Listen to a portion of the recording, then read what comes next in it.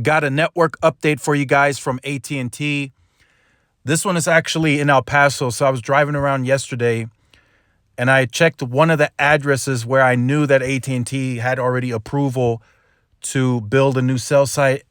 As a matter of fact, the baseband and the generator were already at the site weeks prior to this install of the radios and the antennas.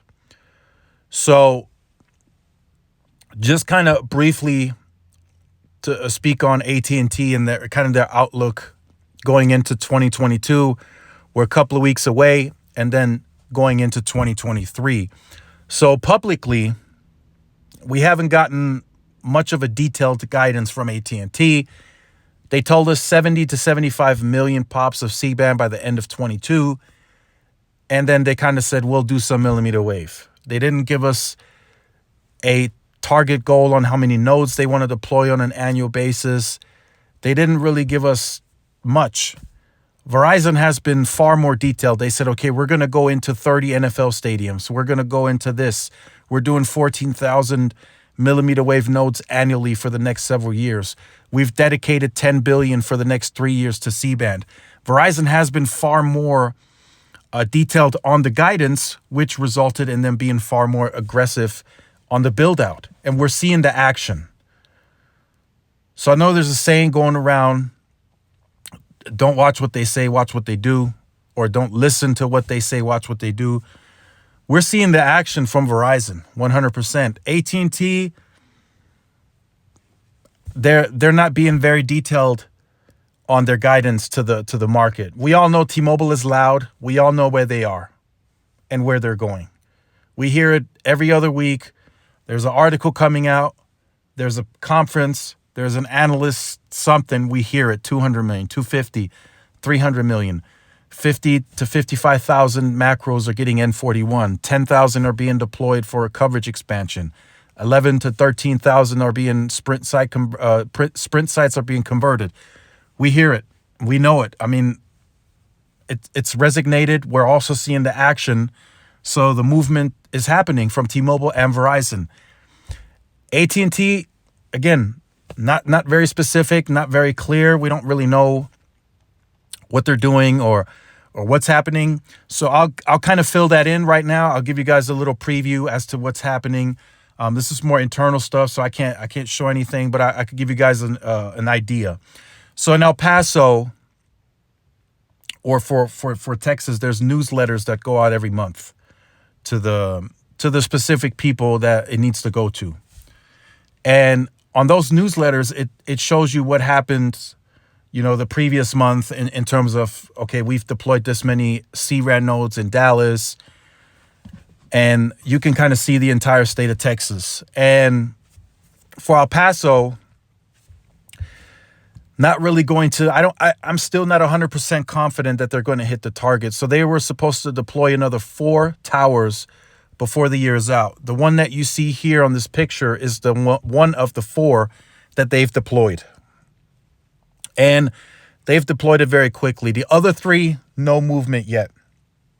The reason I'm kind of skeptical is because this site, I actually saw it on the permit log, and then I actually saw it get contracted out to the third-party tower crew that's going to install it, and that did install it.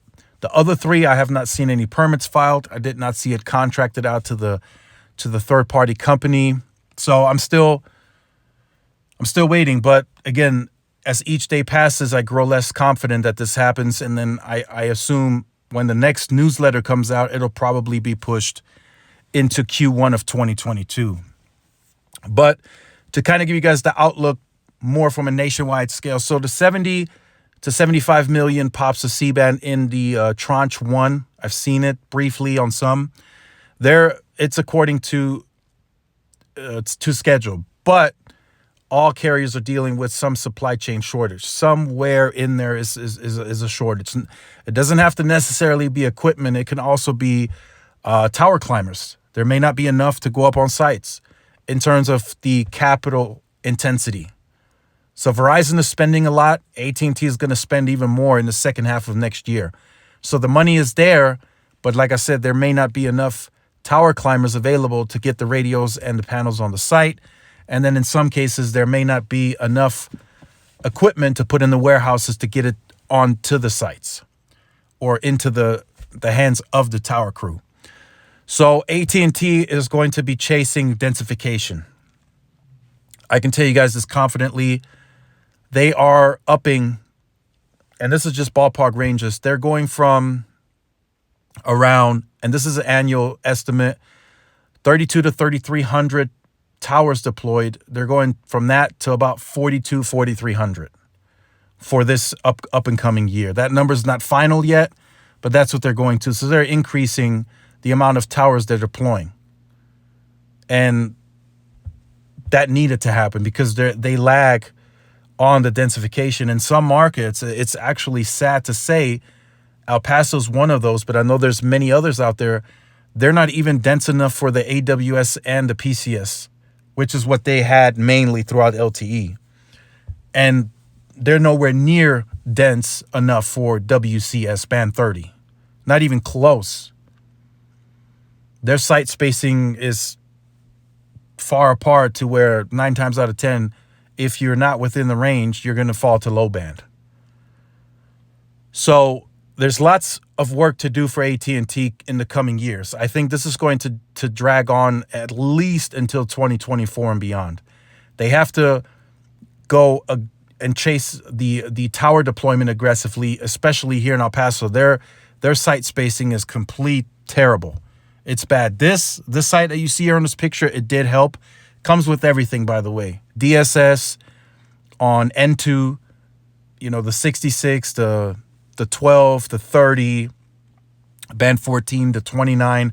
It's all, this site is loaded. But again, site spacing is a problem in this market.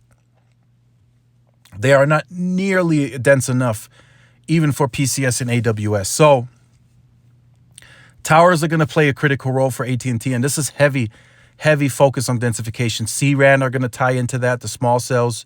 So that's why they have to spend what they're spending. They're kind of forced to, because they didn't really do this project in a big way during LTE. They were trying to, from what I remember, what I was being told, but Randall Stevenson, the CEO at the time, he kind of shot it down because they were trying to chase media. So they had a somewhat of a densification plan in place. They were trying to deploy C-RAN early on, but it got shut down. Now, since they're going to pretty much a wireless company at the forefront, they have to densify now. And that'll be a continuous densification over the next several years. Verizon underwent this densification starting around 2015 and beyond, 2016, 2017. And the teams got together, the engineering teams, and they said, we need to densify for AWS, for the mid-band, not only in terms of the grid needing to be denser for that spectrum, but they had less of it. So Verizon was forced to do it in order just to keep the network above float. And then we all know T-Mobile, they didn't have no low band in the HSPA days. They built on mid-band. That's why their CapEx was geared towards the bigger markets, the core. The first, to kind of throw this in there to end the video, the first 209 million pops that T-Mobile built out during LTE was all mid-band. And then they got from that to 250 on all mid-band. In terms of the densification required for a mid-band only network during that time, that should kind of tell you where T-Mobile's densification is. They've had the densest during that time. They've had the densest grid versus anybody. Everybody was building on low band. AT&T and Verizon, they had low band. Priority was voice back then. Then it came time for data intensive tasks, and then we all saw that T-Mobile was starting to be faster because they had the dense grid. So let me know what you think about this. Let me know about AT&T in your area. Again, they will be plagued with densification over the next several years, especially as they get C-band on air, whereas their competition may not have to focus on that too drastically because they've already been getting more denser because they've been primarily focused on the wireless part of their business. So let me know in the comment section down below. Look forward to reading your comments. Make sure you guys like, share, subscribe. Follow my social media outlets for more updates and interactions. Thanks again for watching. See you in the next one. Peace.